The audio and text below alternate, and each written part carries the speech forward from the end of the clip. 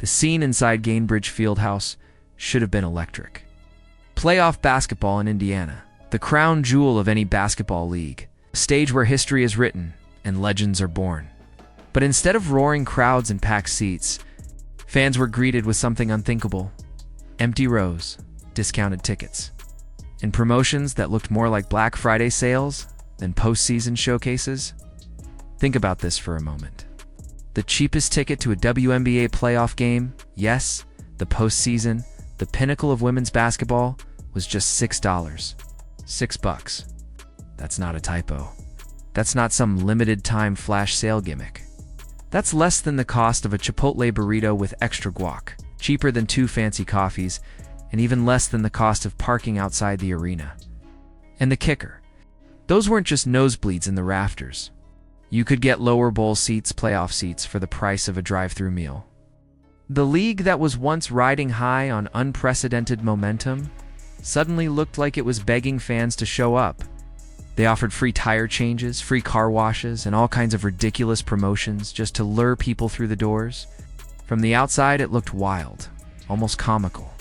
But underneath, it revealed something far more serious. The WNBA was in panic mode. And why? The answer was sitting on the bench in street clothes.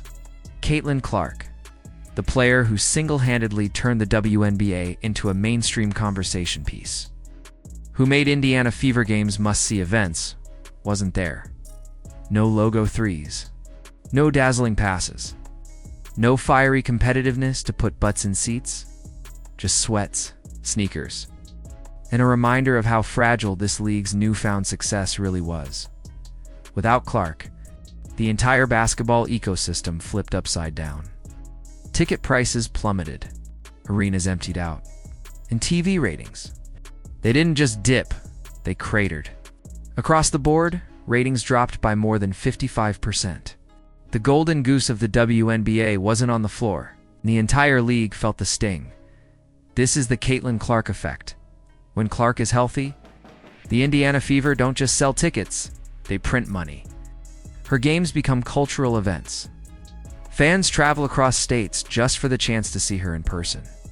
Resale tickets soar past $1,000 for a single seat in courtside.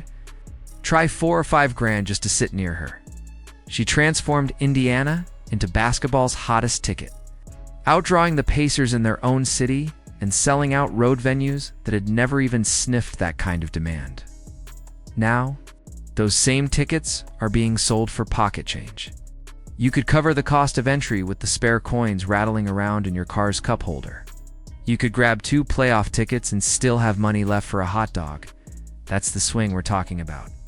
One moment, Caitlin Clark had entire franchises rearranging their schedules and moving games to bigger arenas just to cash in on her popularity. The Washington Mystics left their 4,200-seat gym for a 14,000-seat NBA arena when Clark came to town. The Chicago Sky ditched their 10,400-seat home for the United Center, packing in over 20,000 fans. Clark wasn't just a star. She was the gravitational force pulling women's basketball into relevance. But then came the gut punch. On September 4th, Clark announced she'd be out for the year with a groin injury. Just like that, the lights dimmed on the Fever's season. Their first home playoff game since 2016, a moment that should have been a celebration of everything Clark had built, turned into a brutal reminder of how dependent the league is on her. Playoff seats that once cost $133 last year were suddenly going for $6 courtside? Just $200.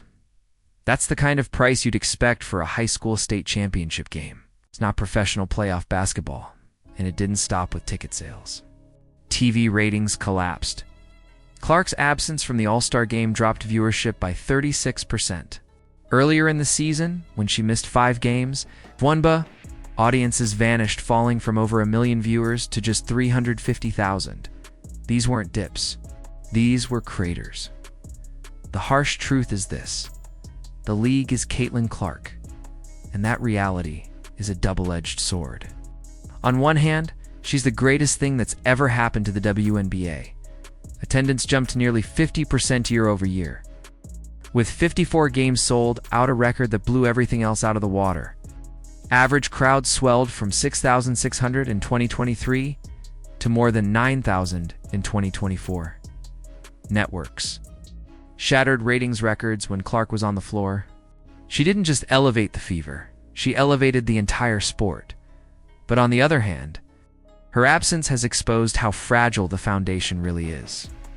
The WNBA built its golden era on one pillar, and the moment that pillar cracked, the entire structure started shaking.